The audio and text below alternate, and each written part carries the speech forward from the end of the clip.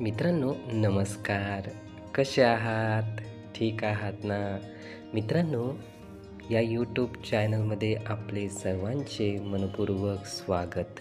मित्रांनो, आज आपण चाचणीचे स्वरूप याविषयी माहिती बघणार आहोत. पृथ्वीवरील सजीव आणि निर्जीव कोणतेही दोन घटक सारखे नाहीत.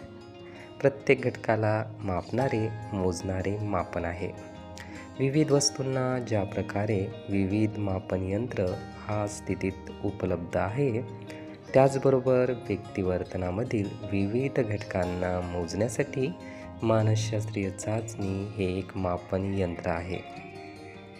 व्यक्तीमध्ये विशेषतः वेगवेगळ्या प्रकारचे विविध गुण आपल्याला पाहायला मिळतात. व्यक्ती तेवढ्या प्रवृत्ती आहेत, म्हणूनच व्यक्तीमधील क्षमता, योग्यता, संपादन वृत्ती, आवड, व्यक्तिमत्व गुण, मानसिक स्थिती यातही भिन्नता व्यक्तीमध्ये असल्यामुळे उपयोगी मापनयंत्राची आवश्यकता वाटू लागली. यामुळे व्यक्तिमत्व घटकांना लक्षात घेऊन अनेक शास्त्रज्ञांनी मानसशास्त्रीय चाचण्या निर्माण केलेल्या आहेत. सामान्यपणे ज्या व्यक्तीमधील गुणाचे मापन करायचे असेल त्याला ती चाचणी देऊन त्याच्याकडून व्यवस्थितरित्या सोडवून घेतली जाते. त्यानंतर चाचणी देणाऱ्यांकडून त्यांचे गुणांकन केले जाते व शेवटी त्याचा निष्कर्ष काढला जातो.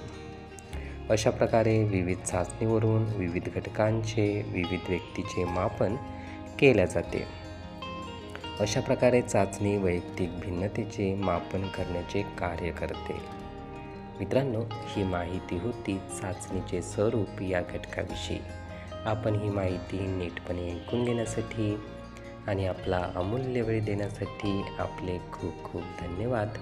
आपले जीवन खूप सुखी, सुंदर, आनंदी आणि यशस्वी होण्यासाठी आपल्याला भरभरून खूप खूप शुभेच्छा.